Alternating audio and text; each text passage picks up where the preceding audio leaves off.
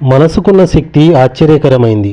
మీ గుండెను, శ్వాసకోశాల్ని, మానసిక యంత్రాంగాన్నంతటినీ ఏకకాలంలో పనిచేయకుండా ఆపివేయగల ఒకానొక రసాయనాన్ని మెదడు ఉత్పత్తి చేస్తుందని వైద్య పరిశోధనలో తేలింది.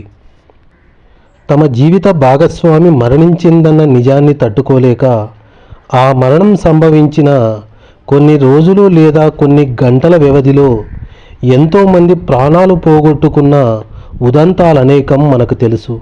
మరణవాంఛ ఎంత బలమైందో తెలుసుకోవడం అసాధ్యం.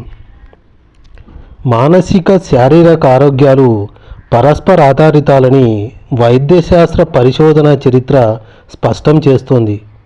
ఇతరుల పట్ల మన భావోద్వేగాలు మన శారీరక ఆరోగ్యంపై ప్రభావాన్ని చూపుతాయి.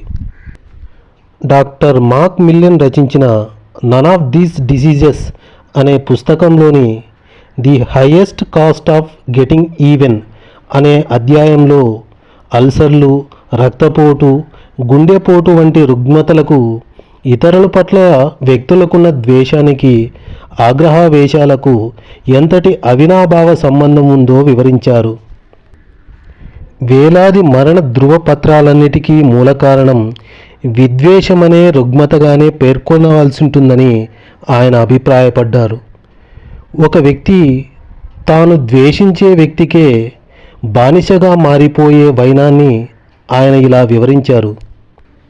నేను ఏ క్షణాన్నైతే ఒక వ్యక్తిని ద్వేషించడం మొదలుపెట్టానో ఆ క్షణాన్నే నేను అతనికి బానిసనయ్యాను.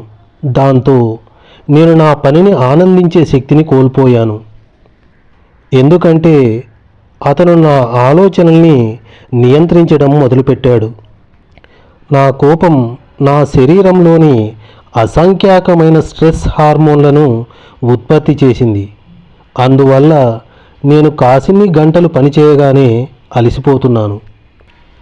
నేను ఎవరినైతే ద్వేషిస్తున్నానో ఆ వ్యక్తి నా పడక గదికి కొన్ని మైళ్ళ దూరంలో ఉన్నప్పటికీ అతను ఎంత క్రూరంగా నా ఆలోచనలపై కొరడాల్ని జులిపిస్తున్నాడంటే నా మెత్తటి పరుపు కూడా బండరాయిలాగా నన్ను నిద్రకు దూరం చేసి హింసిస్తోంది.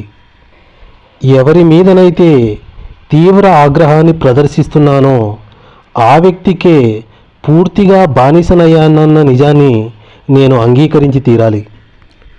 ఆసుపత్రులు రోగులతో నిండిపోతున్నాయన్న, కొత్త రోగులకు చికిత్స చేయడంలో వైద్యులు తలమునకలుగా ఉన్నారన్న అందులో అతిశయోక్తి ఏముంటుంది?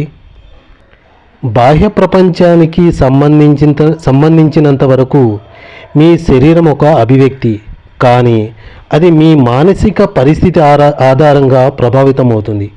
కాబట్టి మీరు ఆరోగ్యంగా ఉండాలంటే ఆరోగ్యకరమైన ఆలోచనలే చేయాలి.